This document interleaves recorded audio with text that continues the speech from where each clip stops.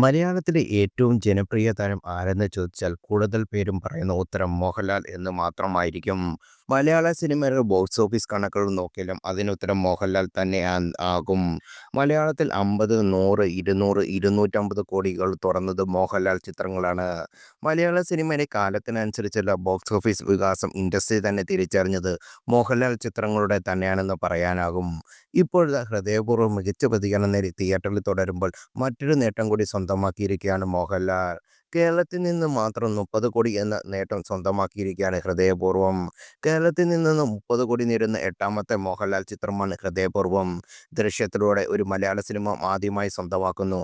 പിന്നീട് മോഹൻലാലിന്റെ ഒപ്പം പുലിമുരുകൻ, ലൂസിഫർ, നേര്, എമ്പുരാൻ, തുടരും എന്നീ ചിത്രങ്ങളും ഈ നേട്ടം സ്വന്തമാക്കി.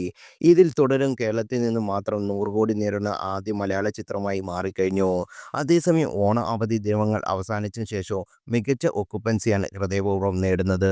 അതിനാൽ തന്നെ ചിത്രത്തിന്റെ ഫൈനൽ ഗ്രോസ് ഇപ്പോൾ പ്രവചിക്കുക അസാധ്യം തന്നെയാണ്.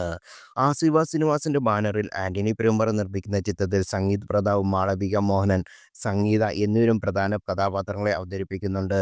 ഇടവേളയ്ക്ക് ശേഷം ഒരു സത്യനന്ദിക്കാട് ചിത്രത്തിന്റെ ചിത്രീകരണം കേരളത്തിന് പുറത്ത് നടക്കുന്നത്. പൂനെയായിരുന്നു ചിത്രത്തിന്റെ പ്രധാന കഥാപശ്ചാത്തലം. സിദ്ദിഖ്, ബാബുരാജ്, സവിത ആനന്ദ് എന്നിവരും ഈ ചിത്രത്തിലെ പ്രധാന താരങ്ങളാണ്. അഖിൽ സത്യന്റെയാണ് കഥ.